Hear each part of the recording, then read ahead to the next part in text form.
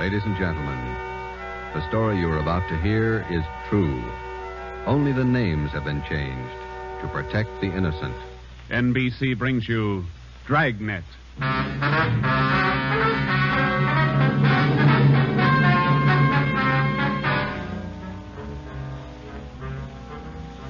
You're a detective sergeant. You're assigned to homicide detail. A gang of quick-trigger gunmen have moved in on your city. They've given public notice that they'll kill the first cop who tries to take them. You know the risks. Your job, apprehend the suspects. Dragnet, the documented drama of an actual crime, investigated and solved by the men who unrelentingly stand watch on the security of your home, your family, and your life. For the next 30 minutes, in cooperation with the Los Angeles Police Department, you will travel step by step on the side of the law through an actual case, from beginning to end, from crime to punishment. Dragnet is the story of your police force in action.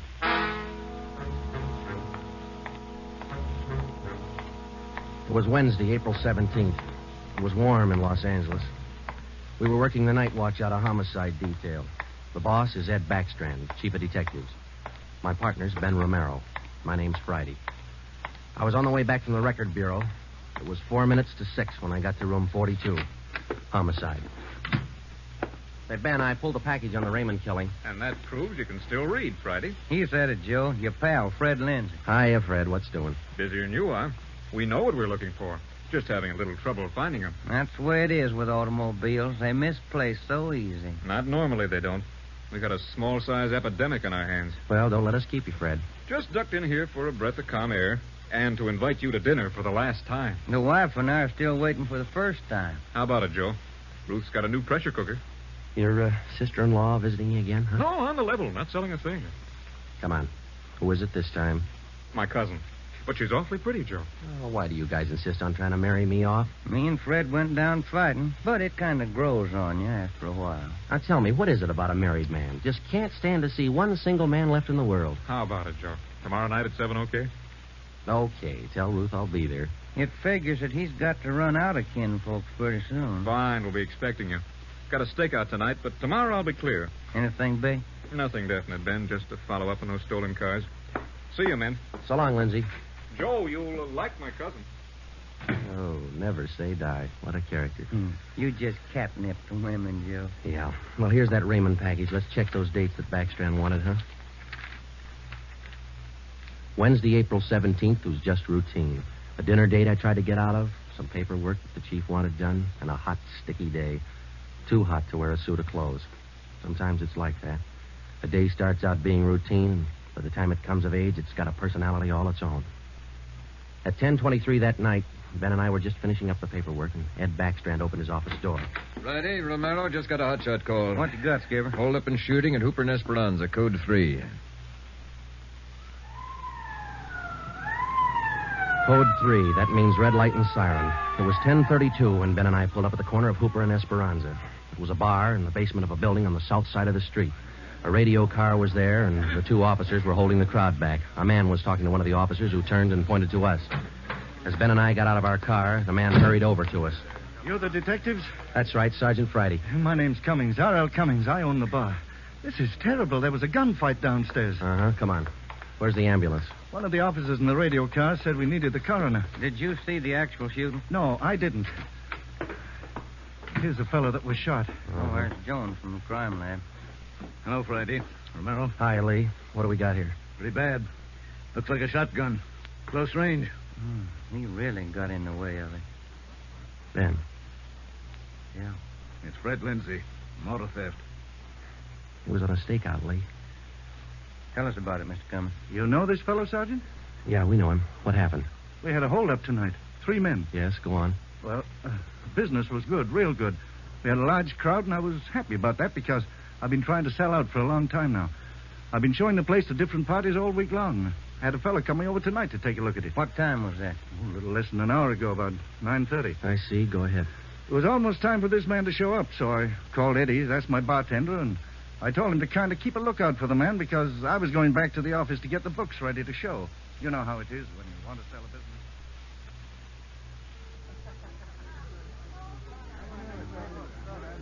You'll watch for him, Eddie? You bet I will. If you want me, I'll be back in the office. Keep your mouth shut and stand still. Huh? You own this bar, don't you? Well, yes. What is this? You're the boy we want to see. Which one are you? All three of us. What's going on? What's it look like, genius? This is a stick-up. I haven't any money. You go to the bank on Thursdays, don't you? Well, I made my deposit today instead. I've been watching you for a month now. Don't give us that. You go to the bank on Thursdays. Now, come on, hand it over. I'm telling you the truth. I usually go on Thursdays, but I went today instead. You're lying, Ace, and we ain't got much time. Look, you can have all the money I've got on me. I think it's about $200, but that's all I have. Here. Why argue with him? Take what he's got and we'll shake the customers down. No, please don't do that. You got my money. Isn't that enough? No, it ain't. Come on, let's go out front. That's about all I remember, Sergeant. When I come around, I was lying on the floor of my office. You better have somebody take a look at that cut on your face. Yeah, I'm going to right away. There's my bartender. He saw the fight. What's his name, Eddie? Yeah. Eddie. Yes, sir? These men are detectives, Eddie. Will you tell them what you saw? Oh, it was pretty rough. And tell us what happened when they started to shoot. That fellow the coroner just took out of here sure was long on nerve. Took on all three of them single-handed. Uh-huh. Tell us what you saw. You ought to get that fellow's name. Sure had a lot of nerve. Took over just like he was a cop. He was a cop. Now, what did you see? I pegged him for a cop. Well, he was sitting up at the bar. Been nursing a bottle of beer for about an hour. I was keeping an eye on the front door, watching for this fellow the boss wanted to see. So I didn't see the three hold-up men come through from the back. But I heard them. All right, let's knock it off. You can all see this shotgun. Anybody make a move and I'll blow your head off. Demas, cover the front door. Got it. Sickle, shake him down. Okay, gents. You guys in the band, keep that music going. The rest of you people turn around and face the bar. Put your hands on top of the bar and leave them there till we tell you to move. Come on, hurry up. Knock it off. Okay, Sickle. We'll take your money, your watches, anything else you got. Now, don't try to be cute and hold out. All right, you, take off the watch. I'll get your bill for it. You, lady, let's have the ring. This Come man on, they take the called watch Sickle away. went right down the line. Took everything he could lay his hands on. This cop, your friend, was facing me at the far end of the bar. He was standing there just like the others. He kind of leaned toward me a little. Can you see the guy with the shotgun? Yeah, Where is he? center of the room. The other guy still at the door? Yeah, Got his gun out? holding it in his right hand. How far down the line is the other guy? About 10 people away. Hey, you two down at the end there. Knock it off. Hurry up, Sickle. Doing the best I can. Come on, let's have the purse, lady. You, next to the lady here, get the watch off. I'll take this wallet over. How far away now? Getting closer. But we better set up like he says. I'm going to take the one with the shotgun first. He'll blow you to pieces. I got a gun. How far away is that guy now? I thought Jans told you to shut up. All right, Sickle, try to move and I'll break your back. Let me go. Go ahead and shoot, Jans. Take away from him, Sickle. All you people at the bar, down on the floor. Okay, you with that shotgun, grab it. Demas, can you get a shot at him? Not without hitting Sickle. Come on, you, I'm waiting. You got us all wrong, boy. We like Sickle, but not that much. The cop was holding Sickle as a shield. When the big guy let go with the shotgun, both the cop and Sickle ducked. The cop didn't get hit. This man Sickle fell over on his face, grabbed at his arm.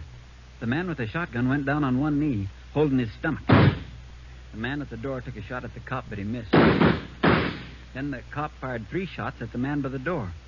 Looked like the first 2 missed, but the last one caught the man in the leg and he went down.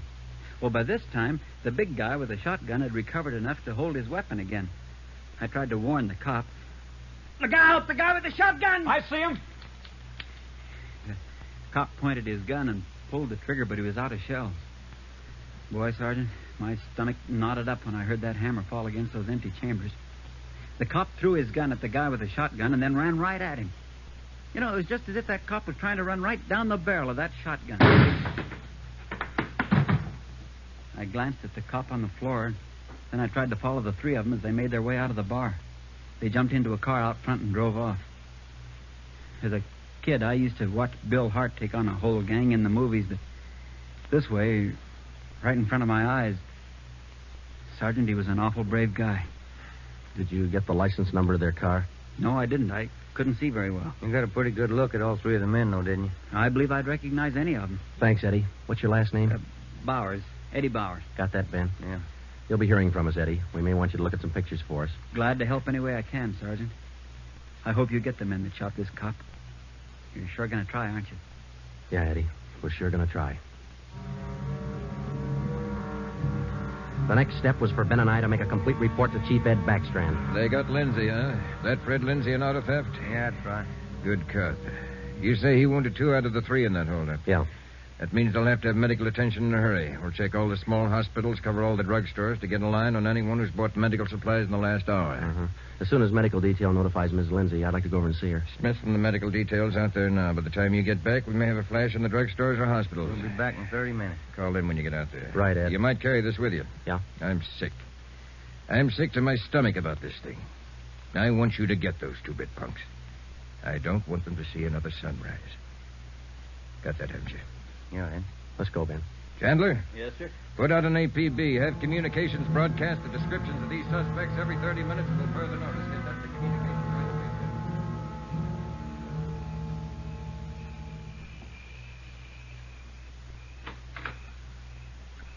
Hello, Joe. Come in. Thanks, Ruth. Sit down. Ruth, you know how we all feel. It's all right, Joe. You're married to a cop. I guess you're meant to expect things like this. He'd like that. Fred and I used to discuss the possibility of this. I used to worry about him. I used to worry a lot, Joe. All those nights when he was away and the days, I used to worry. Now I know he's safe. Anything you want or you need? Thanks, no, Joe. Anything at all that I can do? Yes, Joe. I think there's something you can do. You and Ben are assigned to this case, aren't you? That's right. Then be careful. Thinking that you and Ben will have to face those killers.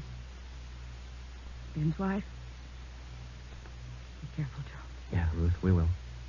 Oh, sure. I want to see you get the men that did this to Fred. More than anything, I want that. No more heartaches. Yeah. Thanks for coming by, Joe.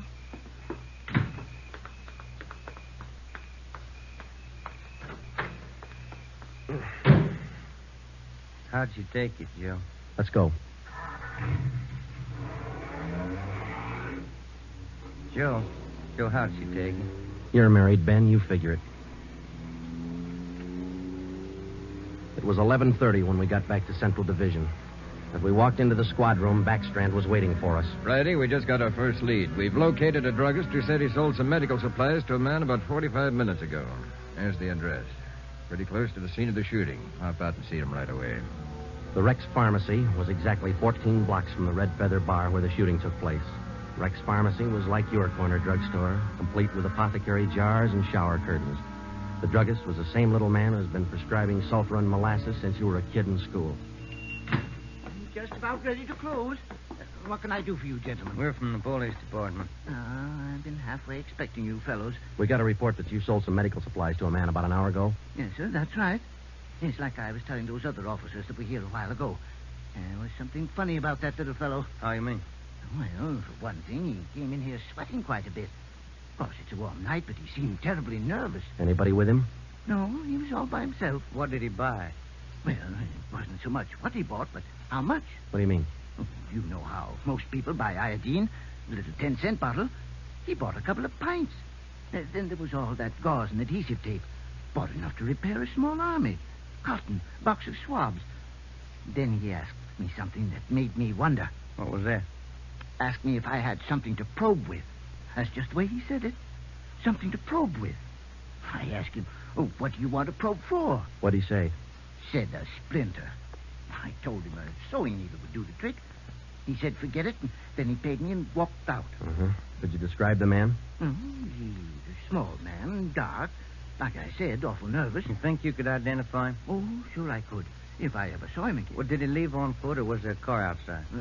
Left in a cab, parked right out in front. Couldn't miss it. Did you happen to take down the license number? Well, no, I didn't. But I did jot down the taxicab number. Would that help? Taking down cab numbers isn't exactly in a druggist's line, but because he had the presence of mind to do that one small thing, we accomplished in 10 minutes what could have well taken as many weeks. Maybe with this small wedge, we could do what Backstrand wanted us to do. Get the killers before another sunrise. Well, it was close to midnight when we stepped into the drugstore phone booth. I called the cab company, got the night supervisor. I gave him the number of the cab, and he checked his location chart. Cab 375 was operating out of a stand at Wilshire and Greenhaven. He was the right driver, and he remembered the fare. Sure, I know who you mean. A little guy seemed in a big hurry. It was a long fare, though. I took him out to Inglewood. Wait till I check my log sheet. I'll give you the exact address.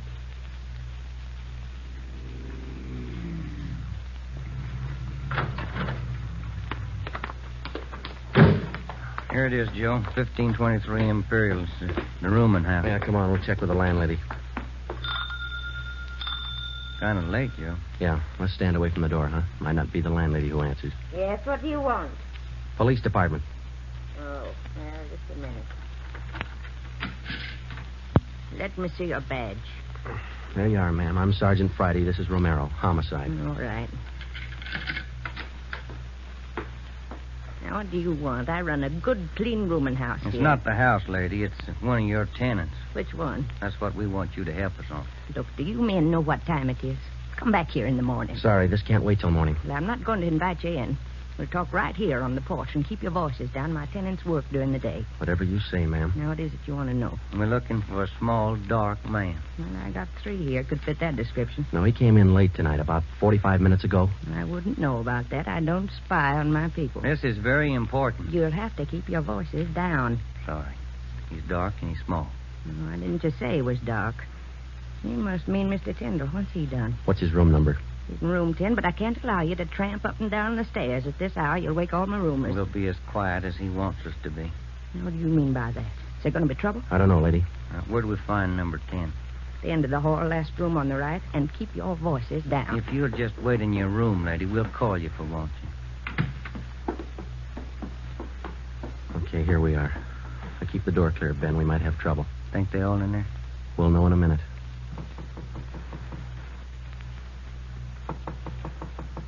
Who is it?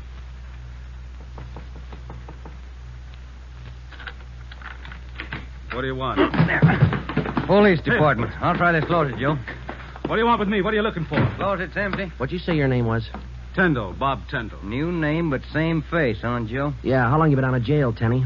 My name ain't Tenney, it's Tyndall. Your name's not Tyndall, it's Sam Tenney. We sent you up on a robbery charge 4 years ago. Now, isn't that right, Tenny? No, it's not right. You got the wrong man. I never been in jail. Yes, you have, because we sent you there. Now, come on. Who'd you buy the medical supplies for? I don't know what you're talking about. Look, Tenny, it's a hot night and it's late, so let's cut out the smart talk, huh? Who'd you buy those medical supplies for? Tenny, look, you're a 2-time loser right now. Who are you shielding? You got nothing on me? I ain't done a thing. We can prove that you bought those supplies tonight, and it can go kind of hard on you. So let's open up. I haven't been out of this room all night long. We got a druggist and a cab driver who will make a liar out of you. I still don't know a thing. That cab driver hauled you home here 45 minutes ago. Where were you? I was out on a date. Is that who you bought the medicine for? Ben, call the druggist and get that cab driver. We'll take Tenny downtown. All right. All I did was buy the bandages and stuff. I got nothing else to do with this. Who'd you buy the stuff for? Now, you know everything else. You figure it. Oh, now, look, punk. We know there were 3 of them. One of them killed a cop. We're going to get to him, and Tenny, you're not going to stand in our way. He killed somebody. He didn't tell me that. Who didn't tell you? I don't want any part of murder. I'm going to tell you who it was, but I'm clean. I got nothing to do with it. I was trying to help him out of a jam. Who were you trying to help? It was Roy Bemis, Charlie Sickle, and Red Jans. They didn't tell me nothing about murder. Well, why'd you help? They offered me a pretty good piece of change to run an errand for them. You know I got paid for. That's all I had to do with it. Where did you deliver those medical supplies? I have to tell you that. I'm afraid of Jans. He's awful free with that shotgun. We'll give you protection. Now, where are they? Can I go to jail till you get them? You'll get protection. Give us the address. It's an apartment house. Just around the corner from here. The Blue Eagle. We took Sam Tenney down to Central Division with us. On the way downtown, he told us that Red Jantz and the other 2 had their room at the Blue Eagle barricaded. Tenney said that they told him that they'd kill the first cop who tried to take them. Well, we knew they were wounded. He told us that Sickle had an arm wound, Bemis got it in the leg, and Jantz had a slug in his side. We figured they'd be weak from the loss of blood, and we could take them easy. You'll never take those guys easy. Sure, they lost a little blood, but they had enough fight left to stack that room. And they got enough left to kill you if you try to take them. On the way to headquarters, we stopped at an all-night drive-in and called Ed Backstrand. We told him we had a radio car watching the Blue Eagle. We gave him the whole story and told him we were on our way in. By the time we checked into Homicide, Ed had the plan all mapped out.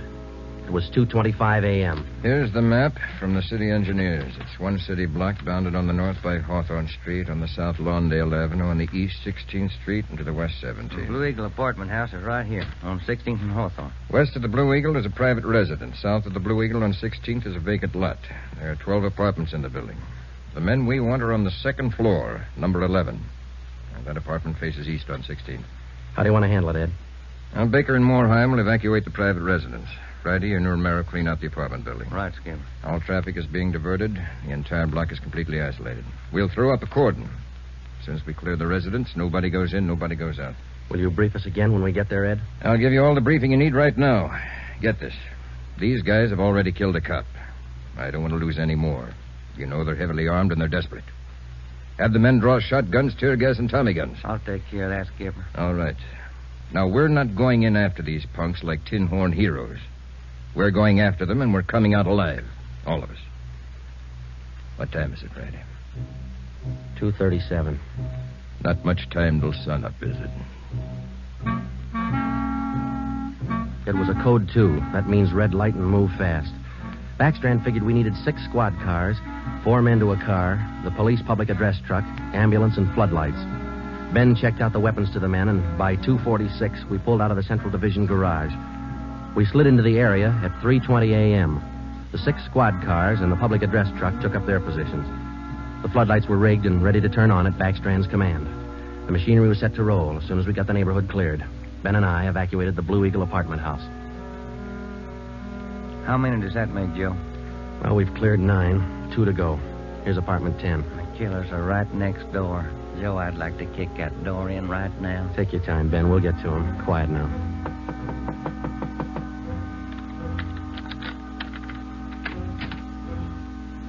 What is it? Police department. May we come in? Yeah, of course. What's the trouble? No trouble. We're evacuating the building. Now, we'll have to ask you to leave by the back door. We'll notify you when to return. Please leave quietly and lock your door. What's going on? No time to explain. Thank you very much for your cooperation. Okay, now, we'll skip 11 and go to 12. Yeah.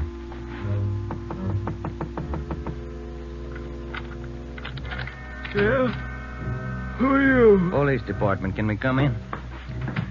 Sorry to disturb you at this hour. We're evacuating the building. Please hurry and leave quietly by the back door. You'll be notified when to return. Lock your door when you leave, thank you.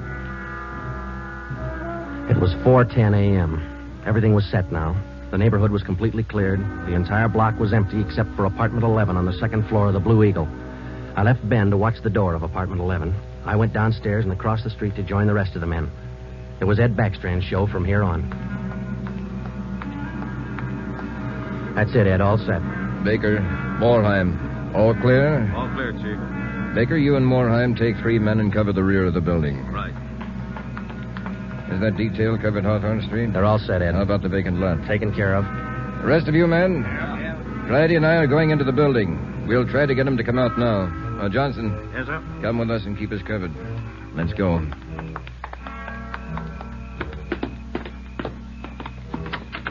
Apartment 11's up at the head of the stairs, Ed. Right. Any action, Romero? Not a thing, Skipper. Keep down, all of you. I'll try to get him out. Jance, Demas, Stickle, you're all alone. The building's clear. Come on out with your hands behind your head. Come on out, Jance, or we'll come in and get you. You hear me? I hear you, Ed. Come on, let's get out to the street. Johnson, cover that door and be careful. Keep down. Right, Chief. Friday, Romero, come with me. We left Sergeant Johnson to watch the door, and we ran out into 16th Street and ducked down behind the police sound truck. The floodlights hit the side of the building. Backstrand grabbed the microphone. Jance, Bemis, Sigel, you've got 30 seconds to come down out of that room. Walk out backwards with your hands behind your head. Stay together. Don't fan out. 30 seconds, Jance. They're making it tough, Ed. Romero, lob some tear gas through that window. Right, Skipper. Come on out, Bemis. We're giving you a chance. That's more than you gave that cop in the bar. Come on out. That's Jance, Ed. He isn't coming out. They must have got Johnson because they're in another room. Shoot the gas in there. That's not going to get him out, Ed. Give it time, Friday. floodlights in up there. Friday, rake that second floor with the Tommy gun. Let's keep them in one room. Right. Hold your fire, Fatty. George, give us a couple of masks. Ben and I are going in. The rest of you men concentrate your fire on those 2 rooms. Hit them down. Here's your mask, Joe. Let's go.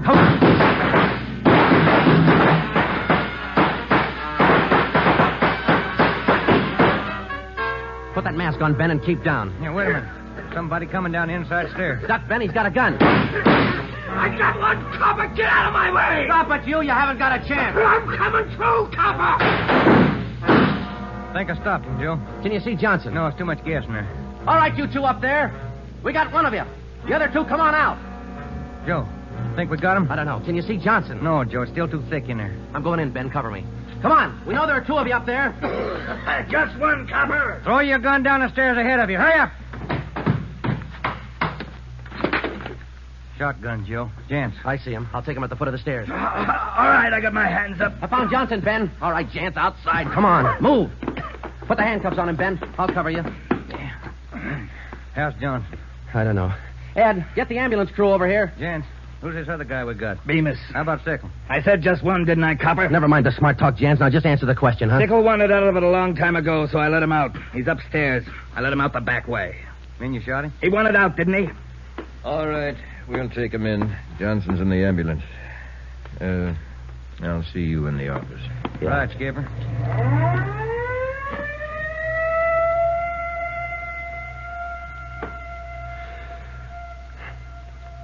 How about a smoke, huh?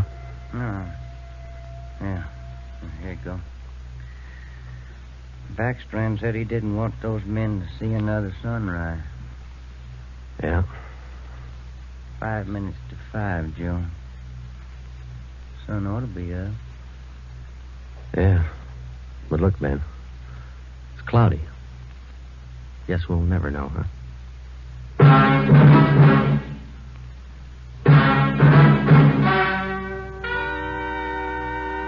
The story you have just heard was true. Only the names were changed to protect the innocent. Edgar Red Jans, the sole survivor, was tried and convicted and sentenced to be put to death in the state penitentiary in the manner prescribed by law.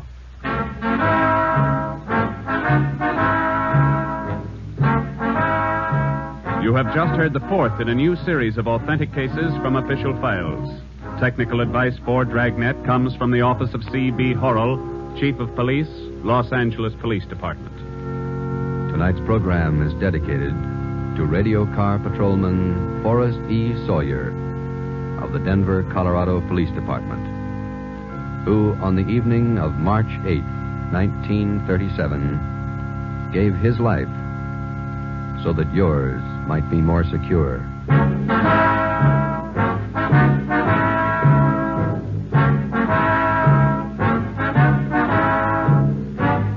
Dragnet came to you from Los Angeles.